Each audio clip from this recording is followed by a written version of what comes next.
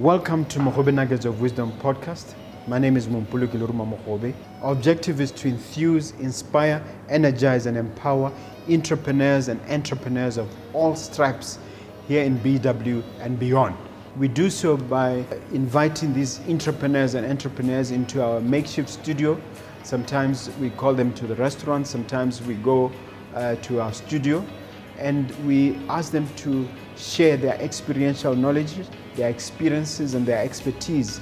And we ask them as many questions as we can, aimed at empowering you also as a viewer. Hello dear viewer and listener, my name is Mompoloki Mogobe. I welcome you to a great episode of Mogobe Nuggets of Wisdom podcast. And I know I say this a lot, but this one is really great. I have the managing director of Nutricare, or a representative of Nutricare, in Ndiko Giddie, who is the guest, and she's going to talk about all things health, all things nutrition, and the business side of that. But before I go to her, please do me the favor of just striking that subscribe button. We've noticed that a lot of our viewers just watch without subscribing, so I plead with you, kindly subscribe. Ndiko Giddie, welcome. Thank you very much, Mogobe. Thank you for honoring our invitation. Yeah. Can you start off by just sharing your background Yeah. and a little bit about your profession? Mm-hmm. I am a clinical dietitian by training. Mm-hmm. I've been at it for 23 years. I'm also a well-being practitioner. Both of those are very dear to my heart. I love what I do with all my heart, and I would not trade it for anything. I started my career at humble beginnings with government when I came back from school. I worked at Nyangagwe at Sekoma Memorial, Princess Marina, and by far the most amazing experience.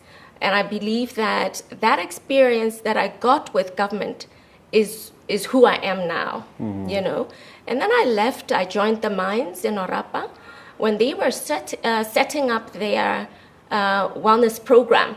So I was responsible within the wellness program to develop a lifestyle modification program. And then life happened, I got married, my husband was in Gaborone, so I had to leave my mine job. But it was also one of the most rewarding moments of my career. Actually, I think working at the mines was the climax of my career, and I'm truly appreciative of that experience. So I joined a pharmaceutical company, a diabetes care company that manufactures insulin, and I was responsible for sales and marketing and helping doctors prescribe insulin appropriately, supporting people with diabetes, and so on and so forth. But then, life happened again. I had challenges, so I had to leave that environment, and I set up a private practice, which was based at GPH. So I provided services for the Gaborone private hospital, clients, patients. It was quite rewarding. But my life has been a roller coaster, And then I had to leave under very difficult circumstances. I had an injury that incapacitated me. I had a really tiny baby who was born at 26 weeks. So all of that, I guess, it was time for me to just get into isolation, and just sort of reflect on a number of things. And while I was there, I was recruited by one of the biggest financial institutions to manage their well-being program. It was the most interesting time of my life, I grew a lot in many ways. Spiritually, I grew and got to understand a lot of things about life while I was there. So I was there for 7 years, and 7 is the number of completion. The mission was done, the mission was accomplished, and I had to move on. And it was just an opportune time. During the whole COVID thing, I explored possibilities for me to go back. And for me, the whole COVID situation, exposed a lot of gaps within our health system, within our corporate well-being systems. And so for me, it was just the appropriate time to make that move. And that's where I am now. What was the original profession? You talked about being overseas at some point. What were you trained for? I was trained as a clinical dietitian, human nutrition essentially. What that is it's, health therapy with nutrition. We treat with food, and, doctors will prescribe, medicines. And we augment that to improve health and well-being, to reduce risks, to manage symptoms. So yours is a degree in what? In dietetics and human nutrition. And then you went as far as what, master's? No, I only went as far as my BSc degree. I would have loved to go back, but so many things in my life happened. You know how that goes. Yes. And then when you get older, you just don't want to go back to school anymore. You don't have that energy. And you can learn without necessarily being in a classroom. Absolutely. And for me, the 23 years of work and experience is by far bigger than than the classroom for me. Okay. Tell us about Nutricare, how it came in to be part of your life. Nutricare was initially born in 2011 when I left, remember, the pharmaceutical industry. But then because of so many things that happened, personal challenges, I had to go back to full-time employment. So it was born at that time. So it remained dormant until now, so that's where I am in terms of Nutricare. I left and it was the most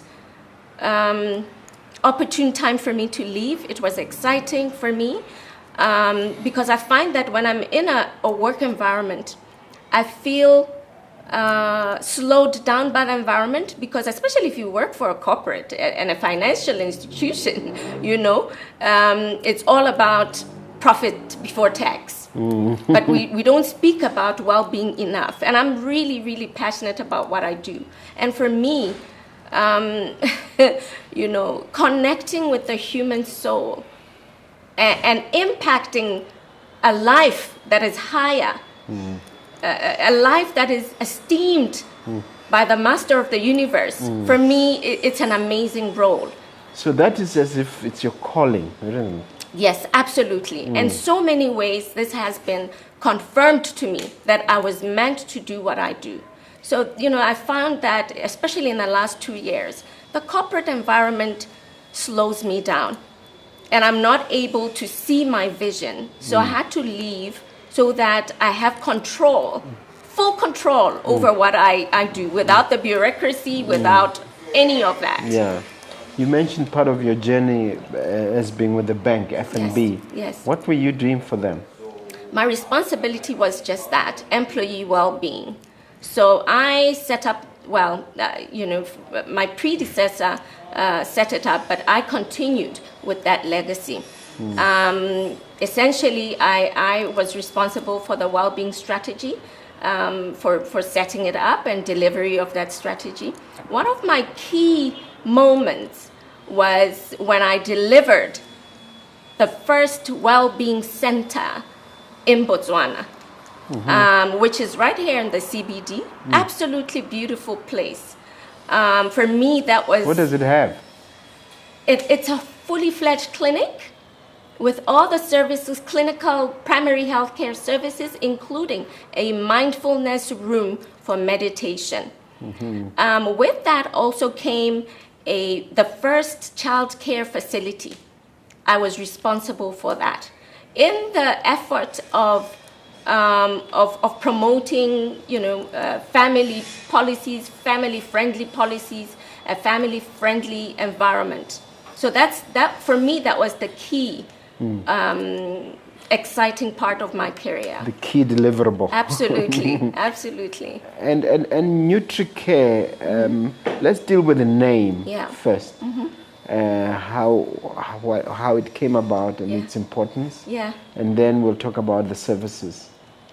Nutricare, as you know, I'm a dietitian, nutritionist, and I care for people. I love caring for people, and I love cooking healthy food. I like that, but it's not the essence of being a dietitian. So I love caring for people. I think by nature, I'm a carer. I'm a healer by nature. As my dear sister Kopanompuang always says, she says, I'm a healer. A wonderful woman. Absolutely, absolutely. So yeah, I see myself as that. And as I look back at my life, even when I was at FMB, I got to meet people who said to me, you helped me. And I've seen the impact that I've had in people's lives. And that's why I figured this banking environment is not for me, because it stifled who I am and who I'm meant to be by the master. Wow, we'll talk about the master in a moment. What impact did you believe you had with the mining industry when you were there? Oh, wow. I was the first dietitian within the Debtswana group. And I believe the impact is it's out of the world, because even now, I left Debtswana 12 years ago or so, but I meet people there who say, you changed my life. And for me, it's living purpose, I introduced a number of things in Orapa. I managed diabetes. I help people lose weight and live healthier lifestyles. I was part of the whole hospital accreditation process, a process that was foreign to me, that I got to learn in the mines, and it's a quality assurance type process. And, my baseline when I started this process was at around 85%. And by the end of the accreditation, I was at 97%. Wow. So these are some of And how do they grade that? Oh, they have standards. There's a whole program that is based in South Africa.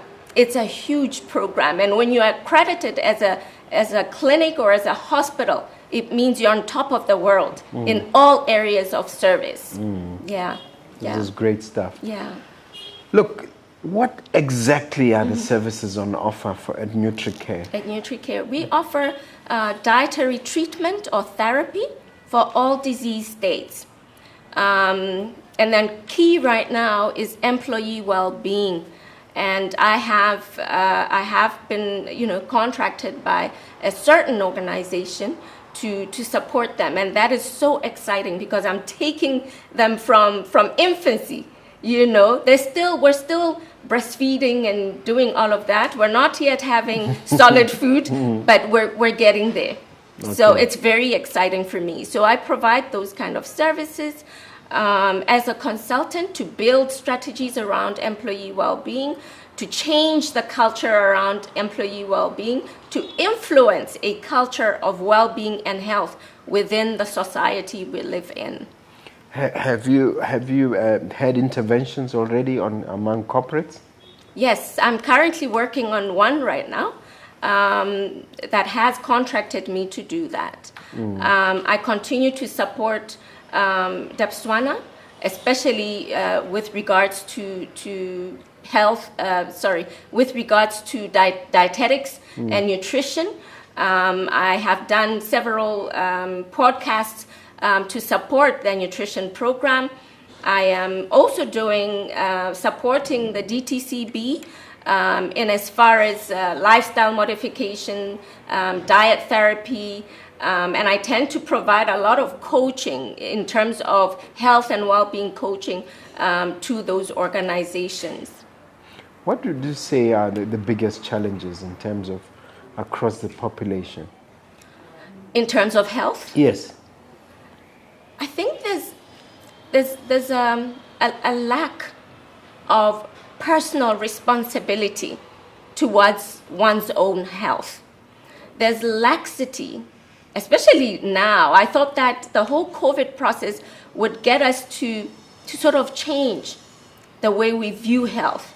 But I think the complacency around self-care and health, for me, is a huge challenge. But it's also, for me, an opportunity to go out there and make a difference and teach and educate.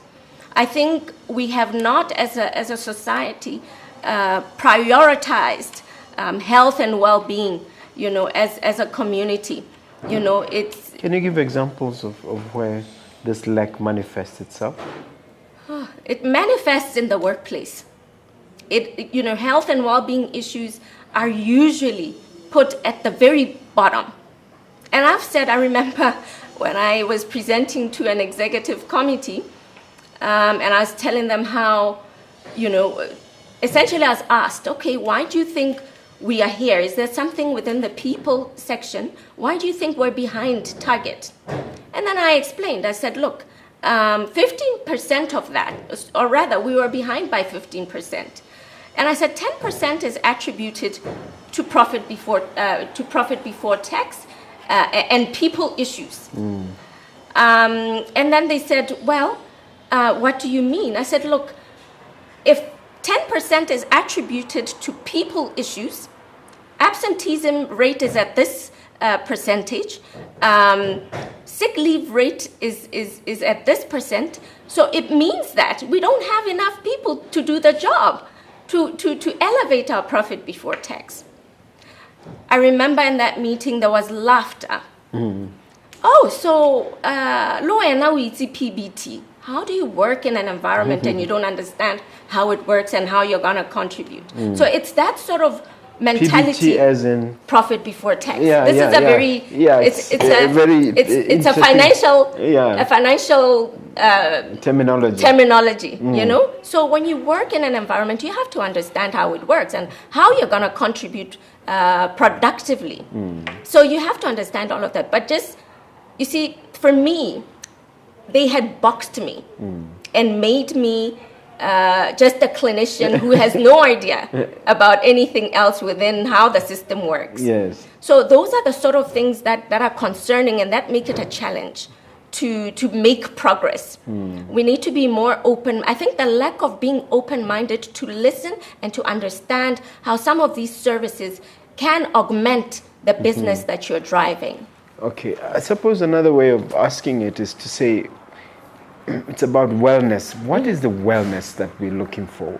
When we achieved wellness, how will we know? How will we know? It's wellness is really about, it focuses on physical health, but the objective is complete well-being. You focus on your mental well-being, on your financial well-being. Are you in control? On your physical well-being, on your social well-being, on your spiritual well-being. There has to be a balance, sort of, but you can never get a balance really. It's more like harmony. It's harmony. Are all these things alive?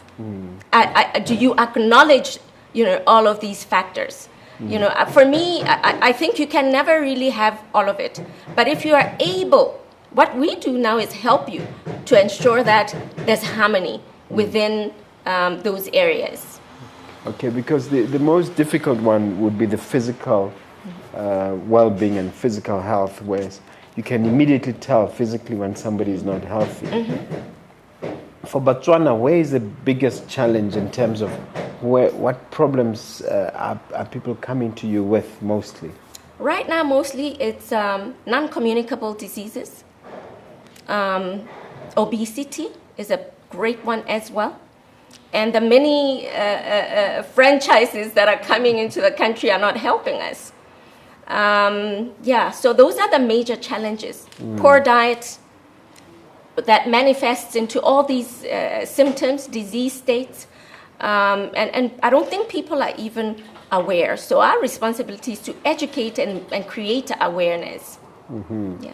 And are you involved in any direct programs in terms of interacting with the public in that regard?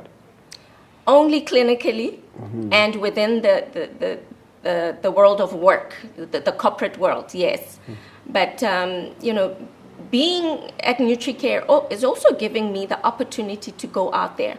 I've been asked, just today I was asked to go and speak at a diabetes camp, a youth diabetes camp, to speak about diet with regards to managing diabetes type 1. So I believe this is part of what I will now do in the community and making that impact in the community. Are people really beginning to understand lifestyle diseases, that they are the actual causes of lifestyle disease? Is that getting through? It is, and it's not. It is, partially, Explain. I think they acknowledge that there's an issue, but I don't think they acknowledge fully how big this issue is. Yes, they acknowledge there's a problem, but they're not really driving change. But at the same time, I see that there's a lot of people walking in the evening, exercising and all of that, but it's not adequate because they are involved in physical activity, but dietary, they're not. And remember, 80% of who you are is what you eat. So there has to be harmony in both of those factors. In terms of dietary, what are the biggest culprits and why? The biggest culprits of? What we eat. What the issues? Oh, it's so many things. I always say we need to go back to our traditional foods, the very basic things. You see, our misconception is that when you eat well, you have cheese in the fridge, you have eggs, you have all these nice things, you have biscuits and all of these high fat, high salt things. So that's the idea, and the misconception. The misconception, we personally, I say, half the things we put in our trolleys we don't need. Give an example. Biscuits. We would choose to buy Eat Some More as opposed to Provita. Do you see that? A lot of high-fat snacks, chips, crisps, and all of those. These are things we must have, moderately, that we can visit. But we need to focus on more fruits, vegetables, whole grains, cereals, nuts, etc. That's where the focus has to be. That's what we must prioritize, and focus on low-fat, low-salt products, and junk food that we must just visit as a treat. If we want to visit them at all. If we want to visit them at all. And for me, as I grow older, I'm becoming more intolerant to sugar. And I'm really thankful for that. So we need to redirect and change our mindsets with regards to health. Speaking of sugar, isn't there another culprit in the form of white flour? Absolutely. And why is that one? Because one dietitian told me that is the most dangerous one because it's linked to cancer. I don't know if that is true. Well, there are many studies that have been done. Sugar in excess anyway is not good for you. Flour, because you mentioned flour, it's white, it has refined. So you've removed all the good things that your body requires. For instance, that fiber that's been removed from the white flour is what you need to manage, is what your low GI speaks to. What's low GI? Low GI is low glycemic index. Those are your slow release starches. So they will not elevate your blood sugar levels immediately. Do you know what I'm saying? Yes. But with your refined starches, white flour, white bread, all of these things will, elevate your blood sugar levels and then drop it. And then you start feeling tired and sluggish because you don't have any blood sugar left in you. But with your low GI foods, they are slow release and maintain healthy readings of blood sugar. Shouldn't we address the problem at the source in terms of the manufacturers, in terms of the food industry? Shouldn't we be targeting that instead of the recipients on the other end? Yes, absolutely. That's where we should. That's whom we should target, because. And how do we do that? Oh, it's a battle that I don't know we can fight. It's bigger than us. It has so many implications, you know. So it's just a battle we can't win at this particular time. But we can continue educating. Can't you lobby? We can lobby. That government prohibits certain products because they are deadly? Absolutely. We can. But I believe that there's so many other things within the politics of the industry that are more difficult and pose an even harder challenge for us, you know, because we are speaking to issues around self-care, healthy eating, but you see the industry is not supporting that. Suppose there's an entrepreneur watching you now who's got a pen and a piece of paper and is asking, what shall I eat? What is the ideal diet? What sets of food exactly should I consume? How would you answer such a question? Whole grains, unrefined, vegetables. Examples? Brown rice, stampa, but stampa Ndiko with beans, not on its own, because the samp on its own is refined. So when you add the beans, you're increasing the fiber content. Mabele, lebele, all the unrefined starches. But also it's about... some of this mabele is genetically modified, isn't it? Nowadays. I believe so. I believe so, but I can't even tell you which ones are and which ones are not. But yeah, as long as we focus on unrefined starches with lots of fiber, vegetables, a variety of vegetables in all their different colors. Because why is color important? Color is important because all those vegetables have different nutrients. So you need all of them to support your health. No one single food item or vegetable will give you all your daily requirements. So those different colored vegetables and fruit possess all the nutrients that you need in their, as a whole. So that is why it's important. They all have various nutrients, vitamins, and minerals that your body needs to function. Protein does not necessarily have to be meat. You've got beans, lentils, and all sorts of other... What's wrong with meat? Lots of fat, saturated fat, especially red meat. Saturated fat and cholesterol. Is it better to walk away from meat altogether? Personally, I would say yes. Why? Our original diet was never meant to include meat. The original diet. Imagine saying that to an average Motswana. I know. It's a challenge for us as well. I have clients that I know would benefit from a vegetarian diet and will make a big difference in their well-being.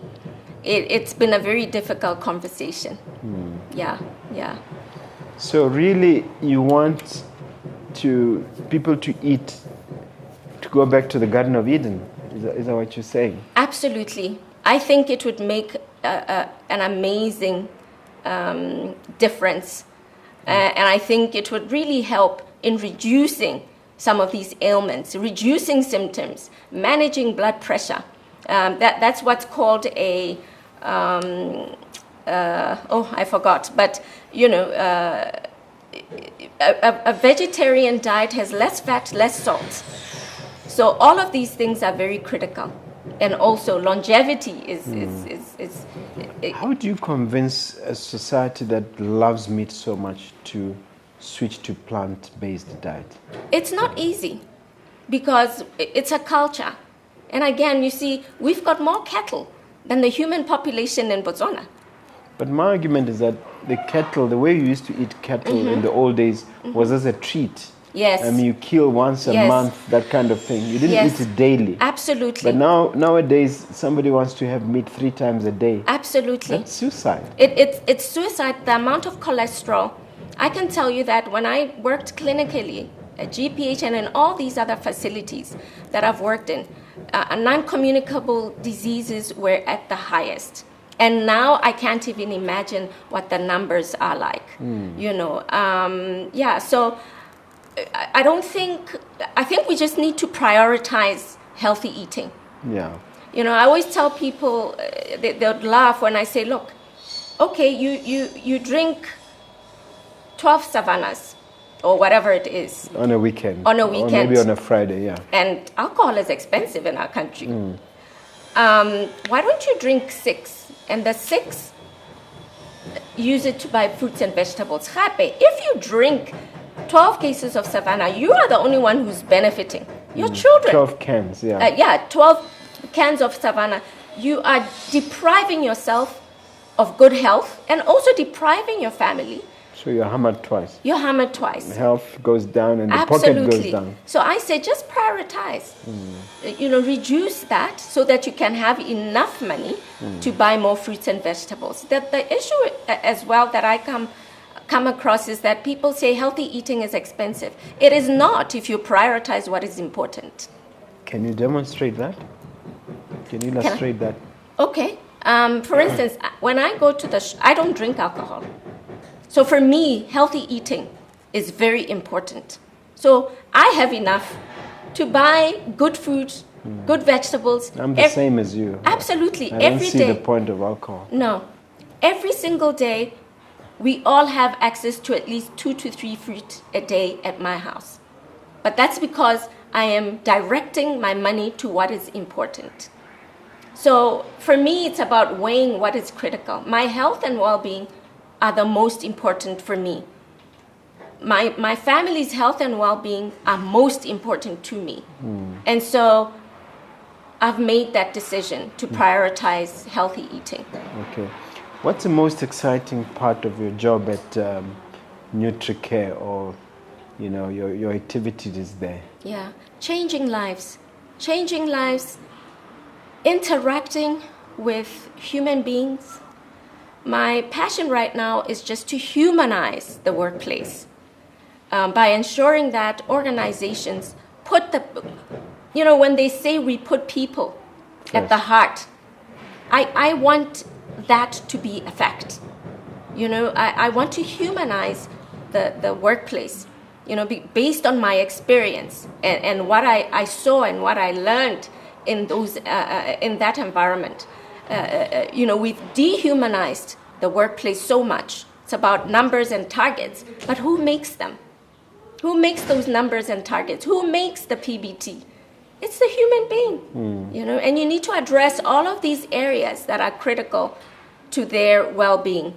So it's exciting in the sense that are you having a lot of successes? You want to share some of them? I will say I had a lot of successes with my former employer. In so many ways, I'm not at liberty to say now. You can't say names, but you can say results. Yeah. Results, yeah. You can share those. Yeah, I was able to. I have a very good clinical network. So I have saved people from, for instance, having a hysterectomy that was not necessary. What's that? A hysterectomy is when they remove your uterus. Things like that. How did you intervene there? Because this particular person or persons were scheduled for, or rather, it was from a point of absenteeism. People were referred to me to manage absenteeism. So when you engage, you try and find out what the problem is. And so I got to learn about these challenges. And so I would then consult my colleagues in the clinical arena to say, I have an issue like this, how can you help? And so when they intervened with whatever they did, this person was able to go back to work. And be productive and have a child. Were they eating the wrong things? No, it had nothing. I don't think it had anything to do with diet. I think it had to do with genetic predisposition and other things, in their lives. But there's so many things. And the doctor had already recommended a hysterectomy. Yes, absolutely. And I spoke to another colleague to help. And this is, just one of those cases. So being able to... Any others? This is a time for you to give us your shameless plugs. There's no shame in this program. Absolutely. Yeah, let the people know what God has blessed you with. Yeah, absolutely. I think, and just elevating people's lives emotionally and physically, for me. I mean, there's so many things that I could say about that. But it's just making people well. For me, it's been important. And I found that, I don't only focus on the clinical aspect. I look at the whole person, and with regards to absenteeism, people are absent for different reasons. Yes, babangwe, it's, delinquency, hella, but, a lot of times people have social issues. So you need to really connect with this human being to understand what the issues are. And that's the essence of the program, There's talk these days about longevity and extending life, or going back to, those sort of years that you read about in the Bible. Is it achievable? And if so, how? I am conflicted. Why? It's achievable to have longevity if you live right. But at the same time, life and death is dictated dictated by the master, by the one who created us. For me, that's how I look at it. But you can make it easier for him by living a healthy lifestyle. For me, it's about living a fulfilled life, a healthy life. But longevity for me means living a healthy life. Quality of life is what's important for me. Longevity is good for me, but quality of life for me is more critical. Okay, there's talk about Adventists living longer on average.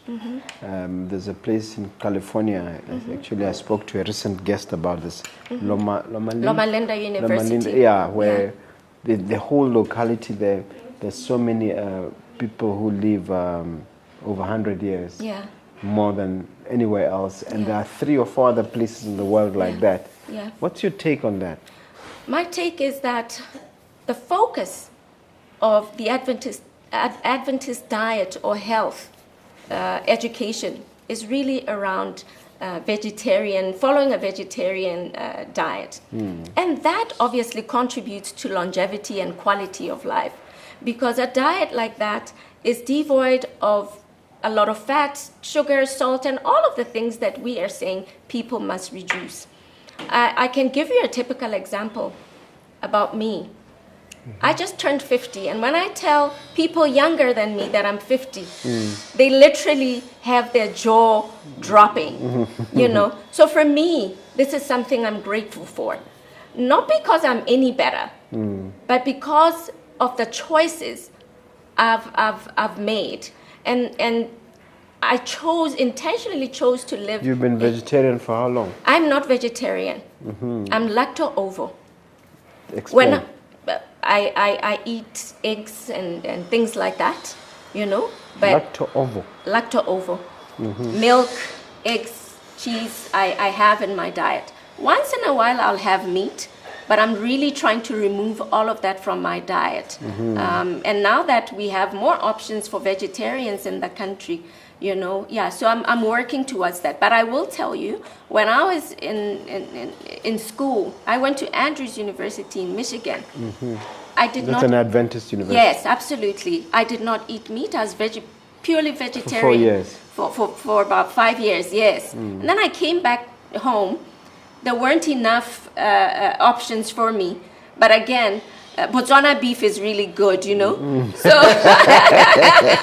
it was so hard. Have said that. I know, it's really good. No, quite honestly, Yeah, Botswana true. beef is really good. But I find that I'm becoming more intolerant to meat, to chicken, and all of that. I'm leaning towards, a lacto over vegetarian. What diet. about people like me who call themselves pescatarians, people who eat fish? Yeah. What about us? That is equally good as well, because fish has all the omega-3s and 6s that you need for good health as well. So the master talks a lot about fishing, and I suspect he ate fish when he was on this, because he had all these fishermen around him. Yeah. So maybe fish is a good thing. I don't know. Fish is a good thing in terms of omega-3 and 6 and other it has more of the good cholesterol and less of the bad cholesterol. So fish is good. Yeah. But obviously you should do it in moderation, correct? Everything in moderation. Everything in moderation. Except for vegetables. Except for vegetables. But with fruit, fruit naturally has sugar. So you need to moderate. You can't say, I'm on a diet, so I'm going to have 4 fruit. Think about your sugar levels. So how much fruit should we be having on a daily?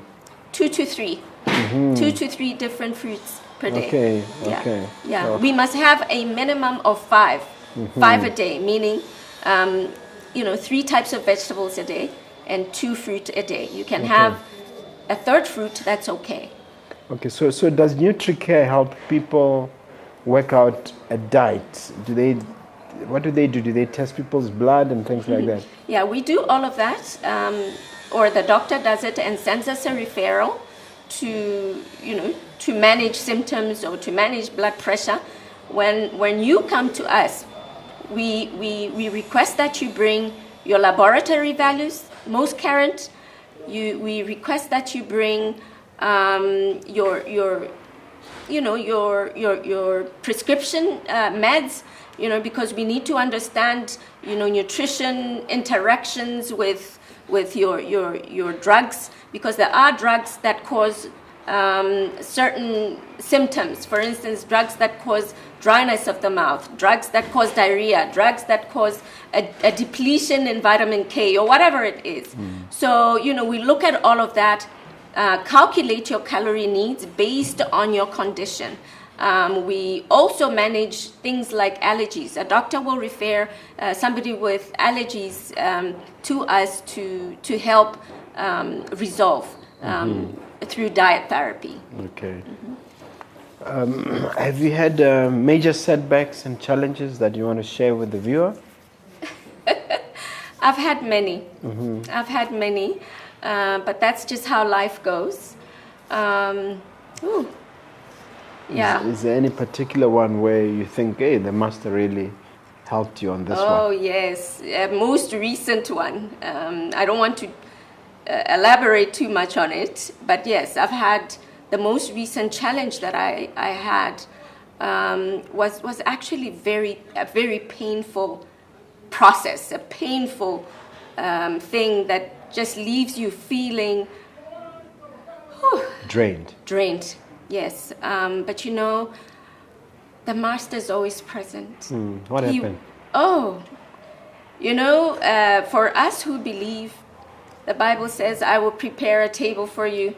In the presence. He prepares a table for me. He literally prepared in the presence. And he just gave me gourmet food. He's got no limitations. And even in your setbacks, he's present. And for me, I think by far, it was the most painful part of my 23 years of work. What happened? You're keeping me in suspense for too long. I think it requires us not to be here. Okay. But because there are many implications. Okay. But I saw such an... Was it a life-threatening problem or I believe it was. Threatening or reputation threatening? Everything, all of that. Mm-hmm. I believe it was. And for no reason. When you look at the prevalence now, the increasing prevalence of mental health issues in the workplace, trust me, it's huge. And I think we're going into a mental health pandemic if I may say that, based on what I saw and what people do to each other to dehumanize another human being. So it had a lot to do with all of those things. And then I got to realize that, you know what? When you do things right by the one who created you, it is very normal to experience that, painful as it is. So for me, it was validation about who I am and the purpose and the fact that I am indeed the salt. I am indeed the light. And that is why I get the false accusations, the persecutions, and all of that. And that is true, So yes, I've had, the last year of my career life has been very painful. But here am I. Hopefully the worst is behind you. Absolutely, I believe so. I believe that, I must say this, I believe that those were labor pains. You will never know. No, but I understand. You understand, right? I understand. Those were labor pains for me. I was present when my children were born. Yes. I know what you mean. Yes. Those were labor pains, and I am being validated over and over about where I'm going and where I should be. So what's the role of your religious faith in all of this? Oh, everything. It is everything that I am. It's it directs, leads, and grants me wisdom to act a certain way. It keeps me grounded. It gives me the spirit to discern what is right and what is wrong. But it also gives me the strength to stand for what is right, not according to me, but according to the one who created me. So does that mean you have specific rituals having to do with your faith in terms of activities? Oh, yes, I do. Can you share some of those? Yes, I do a morning devotion every morning at 5 a.m. I do a devotion with my children, with my family. And then I have moments where I do it on my own to connect with that one that made me. I can never live this life without him. This is in an average day? In an average day, yes. Yes. And I'm grateful that I'm in private practice now because I have more time. The corporate environment did not rather give me enough time. And I'm giving back to community through my church. So for me, that is the most fulfilling. Yeah. What is the role of the Sabbath rest in all of this? Oh, I have never appreciated the Sabbath like I do now, especially with my former employer, where I just would look forward to the Sabbath and really rest in it. Because during the week, there's all sorts of things going on. Your mind is not at rest. So for me, the Sabbath makes so much sense.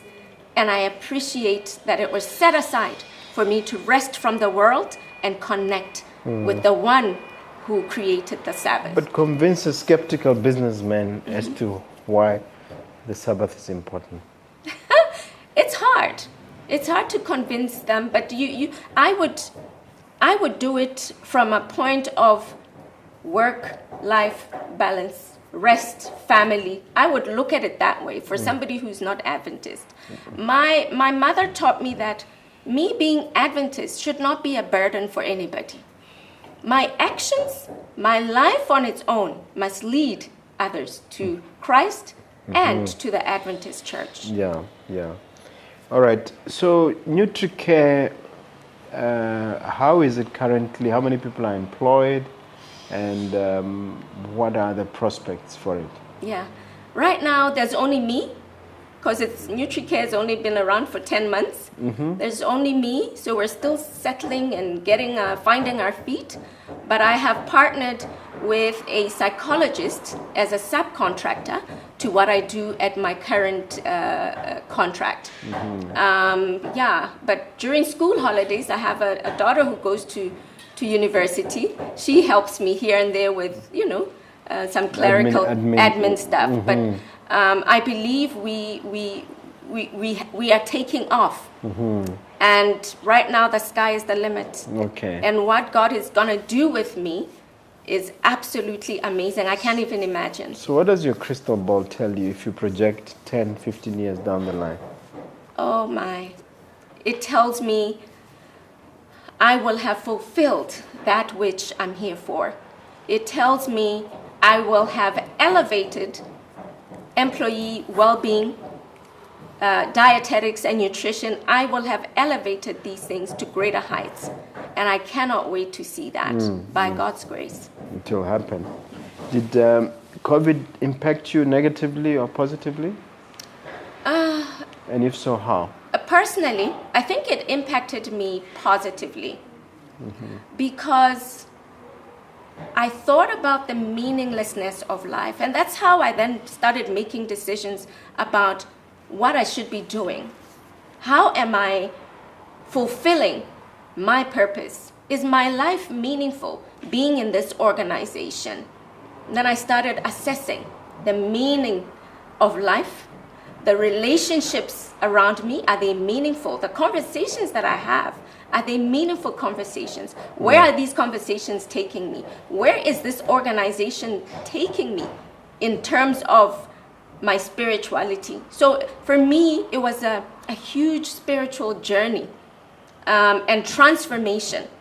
And for me, that's what it meant. So from a good perspective, that's what it meant to me. From you think Nutricare would never have existed if it hadn't been for COVID? I think it would have, but not now. COVID accelerated the process. COVID accelerated it because as you look at COVID and its symptoms, it is largely impacted by nutrition. The healing process depends on nutrition. You know what I'm saying? Yeah. The outcome post-COVID depends highly on your nutritional status, you know, and the difference that nutrition makes in all sadly, of that. Yeah. Some people left the planet because of nutritional issues Absolutely. when COVID came. Absolutely. Because the immune system wasn't strong enough. Absolutely. Nutrition plays such a pivotal role in health and well-being, in your immune system. Yes. So for me, I know this for a fact personally, you know, so yeah. If you were the Minister of Health and there was a wand, you could wave a wand or do a particular thing to change for the better the wellness of your community in Botswana, what would you do? Policies. Augment the current policies and mandate corporates and other government institutions to have appropriate programs to manage all these well-being issues. Could you simplify that for me? Do what specifically? Create policies, mandate, report, you know, mandate Force people to do what? No. Mandate organizations to have programs in place that they will be held accountable for. Create a culture of well-being. And that's, you know, driving a certain culture. Having guidelines for organizations and government as well, you know, to create a culture of well-being. I think there's a need to create awareness, develop the right policies and procedures around well-being so that you drive a certain culture. How do you do that? I'm still trying to visualize how the Education. You start with educating and creating awareness in the community. And then you start by mandating organizations. Just as much as you've got certain BURS mandatory things, just like you've got, you know, tax mandatory things, you know, those sort of That's things. what I want to know. What can you then mandate? What can you say? You can say you can't force people to eat vegetables. No, you cannot. But they must. You have to have policies in place to drive that. You have to have programs in place in corporate in the corporate environment to drive that, to create. You know, you cannot do it overnight, but we need to start somewhere. You know, I always say you cannot. Have other countries been more successful than us in that regard? I believe so. Is there an example of a country that you can think of? Yeah, I think in terms of policies. Policies. For instance, I have colleagues in Mauritius. Mauritius has an amazing health policy, and that's what they drive, in my view. Especially, I think. What is it they do that we're not doing? I think for instance, they drive very hard because they have a high, due to genetics, they have a high prevalence of diabetes. So they really have the right policies, the right procedures within a corporate environment, within the health sector, to drive diabetes education. So they do introduce things like what, testing in workplaces? Testing and in workplaces. You see, right now, as much as we did all of that and drove health and stuff like that around HIV, that's what I'm talking about. HIV is actually the best example. How we did it and the policies, the infrastructure around that, how we just went deep with that. We must do it across all areas of health and well-being. Then maybe we should appoint you the Minister of I don't think I was cut out for that. I can support the Minister of Health. Yeah. Do you have a question for me? Yeah. How did you get to having the Mogobe podcast and the Nuggets of Wisdom? What inspired you to get here? Well, I've answered this question before like this to say it was one selfish reasons and more sort of societal reasons. Yeah. Selfish in the sense that I love information, I love learning. Yeah. Here's an opportunity to get a free lecture from somebody like you. I mean, how you've shared so much and so generously. So I learned from that, and it enriches my knowledge base. But also, in terms of societal point of view, we didn't have a podcast that is geared towards entrepreneurs in terms of enhancing the culture of entrepreneurship and improving the ecosystem. So there was a gap in the market which I noticed, and having previously had a program called Meet the Overcomers in Duma FM. This was like a continuation of that. So I think it has proven to be a great success because this is our third year. Oh, wow. And the quality of entrepreneurs we have, the depth of knowledge, the amount of learning. I mean, I watch these nuggets myself for inspiration when I'm at home. Yeah. So I really, really love it for that reason. Yeah, absolutely. And I think, quite honestly, like you said, it's important to empower other people and to know. And you know what? Botswana is wealthy in terms of professionals. We just don't play what we've got as a country. We've got amazing people with amazing skills. I tell you that. In this program, I've come to believe that even more. Yeah. All right. Now, take a look at that camera, Giddie, and leave the viewer with a takeaway message, something inspirational. As we wrap up our conversation. Absolutely. At Nutricare, we really do care for your health and well-being. We love healing. We are healers and would like to see you elevating your health and well-being. So come and see us, consult us. We will give you the absolute best that you will never regret. Okay, and how do they access you? All your contacts, social media and elsewhere? Absolutely. We are on Instagram at Nutricare. We are on 73-925-700 for bookings. And our offices are based in Pakalane, the new Pakalane Industrial. And as we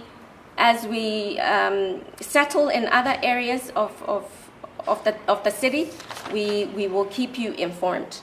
Okay, all right. You're on social media? Yes, I'm on Instagram. I'm not so active, but I am on Instagram. Under your name? Under my name. Okay. Yeah, I have two accounts: the Nutricare at Nutricare, and then at Notemba G. Okay. Yeah. Thank you so much. You've been a great guest. I really enjoyed talking to you. Thank you very much. Thank you for having me. Pleasure.